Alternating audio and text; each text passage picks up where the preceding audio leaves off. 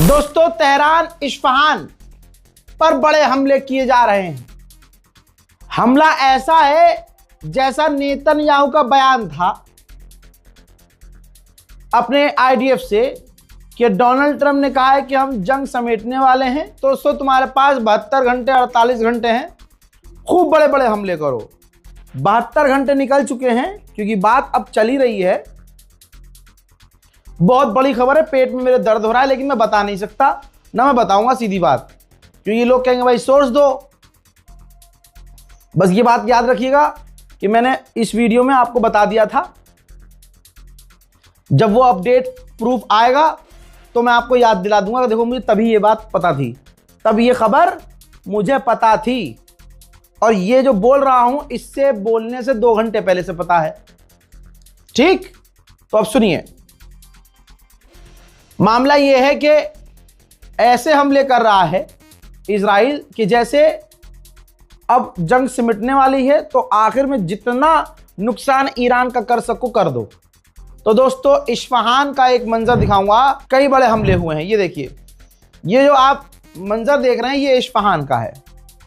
हज़ार सिविलियंस भी यहाँ रहते हैं भारी मात्रा में, कॉलेज यूनिवर्सिटीज़ भी हैं, ठीक, और आपको बता दूं यहाँ फैक्ट्रीज भी हैं, कंपनियां भी हैं। तो इस्फहान में जो तबाही मचाई है उसके पहले ये तस्वीर दिखा रहा हूं आपको। ये देखिए हाल क्या किया है इस्फहान का। और सिर्फ इस्फहान ही नहीं, तेहरान, मशहद, कुम, शिराज, करमनशाह, इन तमाम जगहों पर इजराइल और अमेरिका ने परमाणु बॉम्बरों से हमले किए हैं। जो परमाणु बॉम्बर होता है उससे खतरनाक जहाज नहीं है दुनिया में किसी के पास, उससे इन्होंने बम गिराए हैं। ये तो आपने तस्वीर देख ली, अब आइए कुछ वीडियोस देखते हैं और शेयर कीजिएगा। ये ईरान का नुकसान है।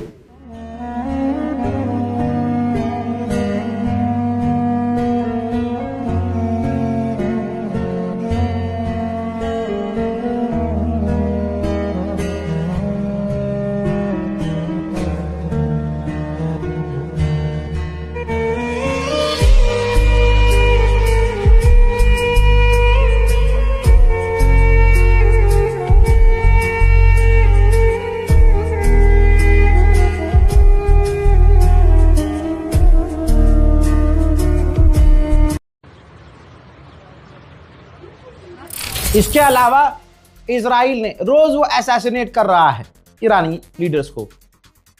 बड़े दुख और तकलीफ के साथ बता रहा हूं कि ईरान के एक टॉप जर्नल हैं, जनरल जमशेद, जी हां, इजराइल ने इनको टारगेट करने का दावा किया है। अभी आपको मैंने तबाही के मंजर दिखाए, हमले के मंजर। ईरान ने इस हमले के बाद तुरंत बताया कि इस्फहान में जो हमारा एयरपोर्ट है वो डैमेज हो गया है। इजराइल ने खुद बताया है, जैसे एक एक बात मेरी सच साबित होगी, आप ध्यान दीजिए।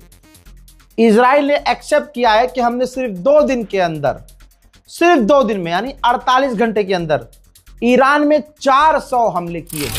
वहीं ईरान ने बताया कि अब तक 600 स्कूल और एजुकेशन सिस्टम इस पूरी जंग में डैमेज हो चुके हैं। ईरान पर हमले कितने बड़े हैं इस तस्वीर से समझिए।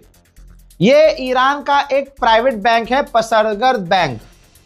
जी हां, आपको कहीं से ये बैंक नजर आ रहा है? खंडर है। इजराइल ने इस बैंक को निशाना बनाया, सब कुछ तबाह कर दिया। अब अगर यही काम ईरान करने लगे कि अरब देशों के अंदर जो प्राइवेट बैंक हैं, अमेरिकी बैंक हैं, इजरायली बैंक हैं, उन पर हमला कर दे तो सारी दुनिया छाती पीटेगी। मेरे दोस्तों, 99 साल की औरत भी शहीद हो गई है। ये देखिए, उनके घर पर इजराइल ने हमला किया, सिविलियंस टारगेट कर रहा है। तो जो उनकी 99 साल की एक औरत का इंतकाल हुआ, मौत हुई, शहादत हुई, दोस्तों उनके घर के बाहर गवर्नमेंट ने इस तरह से पोस्टर लगा दिया है।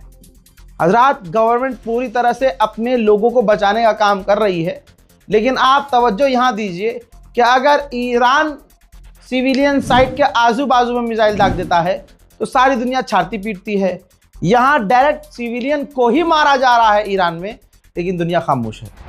ईरान ने खुद बताया है कि हेल्थ वर्कर्स का जो डेटा है 24 लोगों का है। हेल्थ वर्कर्स हमारे 24 शहीद हुए हैं। अमेरिकी ऑफिशियल ने कहा है कि डोनाल्ड ट्रंप प्लान बना रहे हैं, 2 प्लान हैं उनके पास, या तो खर्क आइलैंड पर कब्जा कर लें या फिर यूरेनियम वहां से वापस ले आएं। अभी ये खुद सुअर के कुत्ते कंफ्यूज हैं। नेतन्याहू ने कल कहा था हमने वहां हमला किया था पिछले साल ही और वो लोग वहां से हटा चुके हैं, यूरेनियम कहाँ है हमें पता नहीं है। अमेरिका कह रहा है हम जाके ले आएंगे। अबे जब पता ही नहीं है तो लेके कहां से आओगे। और 2 दिन पहले डोनाल्ड ट्रंप ने कहा था, अब देखिए किस तरह से पलटता है डोनाल्ड ट्रंप।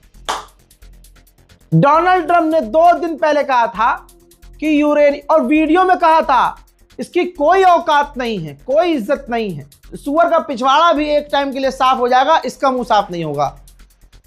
डोनाल्ड ट्रंप ने परसों कहा था कि ईरान का यूरेनियम इतना नीचे दब गया है कि उसको कोई निकाल नहीं सकता, याद होगा आपको। हाँ, कहा था इसने कोई निकाल नहीं सकता, हम भी नहीं, क्या वो भी नहीं निकाल सकते, खुद ईरान नहीं निकाल सकता, इतना नीचे दब गया है यूरेनियम। अब कह रहे हैं कि अमेरिका प्लान बना रहा है या तो खर्क पर कब्जा कर लेंगे या उसका यूरेनियम जाकर ले आएंगे। अब कैसे निकाल लोगे तुम सुअर हो। तुम्हारा बाप जो महासुअर है, गुलाबी सुअर, वो तो कह रहा था कि वो खत्म हो गया है, यूरेनियम बुरी तरह से दब गया है। अब ये 24 घंटे के बाद फिर से गुलाबी सुअर पलट गया है। ईरान डील नहीं कर रहा, यही उसके हक में है भाई, क्योंकि गुलाबी सुअर, इनका क्या भरोसा। अब देखो, क्योंकि पिटे हैं बुरी तरह से, कुत्ते की तरह, बहुत बुरी तरह से पिटे हैं। तो अब देखिए, दुनिया का सबसे बड़ा अखबार रॉयटर्स कह रहा है कि ट्रंप ने कहा है कि हम बहुत जल्दी इस जंग से बाहर निकल सकते हैं और जब हमें ठीक लगेगा हम दोबारा जंग शुरू कर सकते हैं। अब बताइए, ऐसे आदमी से ईरान डील कैसे करे। ईरान तो कह रहा है मुझे गारंटी चाहिए कि आप हमला आप नहीं करोगे, हम पर हमला नहीं होगा। तो ऐसे में ईरान को तो जंग करनी नहीं चाहिए, बल्कि ईरान के पास जितनी ताकत है पूरी ताकत से हमला करना चाहिए। कैसे, क्यों भाई, गारंटी दे ही नहीं रहा डोनाल्ड ट्रंप। वो तो और हमला करने की बाद में खतरा पैदा कर रहा है कि हम बाद में हमारे जब ठीक लगेगा, मतलब जो अभी इनकी फटी पड़ी है चारों तरफ, चड्डी वड्डी इनकी कच्चे वच्चे फट गए हैं पिट पिट के, तो ये पहले उसे ठीक करेंगे, डिफेंस मजबूत करेंगे, मिसाइल इंटरसेप्टर बनाएंगे, ईरान की ताकत को भाप चुके हैं, तो उस हिसाब से ये तैयारी करेंगे और फिर इनको लगेगा कब हमला करना है, फिर ये माहौल बनाते रहेंगे, फिर हमला कर देंगे। ईरान बेवकूफ थोड़ी है, कितनी बार धोखा खाएगा ईरान। डोनाल्ड ट्रंप एक ही बात गा रहा है, हमने रिजीम चेंज कर दी, हमने, मेरे हत्ते आ जाए अल्लाह की कसम, इसे छिले हुए मुर्गे को तो मैं लाल कर दूंगा। डोनाल्ड ट्रंप ने कहा कि ईरान परमाणु नहीं बना सकता, और डरपोक की वाणी देखो, डरपोक की इतनी हवा निकली हुई है, कह रहा है उनके यूरेनियम मटेरियल और ये परमाणु मटेरियल से हमें फर्क नहीं पड़ता, हम तो सैटेलाइट से, यानी इतना खौफ पैदा हो गया है कि कह रहा है हम तो अंदर घुसेंगे ही नहीं, वो क्या कर रहे हैं वो दूर की बात है, हम तो अंतरिक्ष से देखेंगे, सैटेलाइट से देखेंगे कि वो क्या कर रहे हैं। हजरात, ईरान की स्टील कंपनी और फैक्ट्री पर जो हमला किया अमेरिका इजराइल ने, उससे इतना नुकसान हुआ है कि आप सोच नहीं सकते। स्टील कंपनियां ईरान की बहुत बढ़िया काम करती थी, अच्छा खासा पैसा कमाती थी, देश की जीडीपी में उनका अहम किरदार रोल हुआ करता था। अब वो तमाम कंपनियां लगभग बंद हो चुकी हैं। हजरात, आपके सामने ये ईरान का yellow cake uranium process plant है, ठीक है। तो यहां पर यूरेनियम प्रोसेस किया जाता था, सैटेलाइट इमेज से पूरी ये तबाही नजर आ रही है। मेरे दोस्तों, मेरा भाई, मेरे मिजाज का आदमी यही है, दूसरी बार फिर से बोल रहा हूं। ईरान के विदेश मंत्री ने कहा कि कोई डेडलाइन हम एक्सेप्ट नहीं करेंगे, कोई धमकी हम एक्सेप्ट नहीं करेंगे, हमें अगर कोई रेड लाइन दी जाएगी हम मानेंगे नहीं, धमकी भरा लहजा हम एक्सेप्ट करेंगे नहीं, हम पर सीज फायर की जो बात डाली जा रही है, हम सीज फायर नहीं करेंगे, हम परमानेंट जंग बंदी के लिए सोच सकते हैं, सीज फायर नहीं सोचेंगे, और हमारी दुश्मन से किसी से कोई बातचीत नहीं हो रही है, कोई बातचीत ना, हमने जंग बंदी की मांग की है, बल्कि सामने से जो मैसेज आया है इनडायरेक्ट, तो उनको इनडायरेक्ट ही जवाब दिया गया है।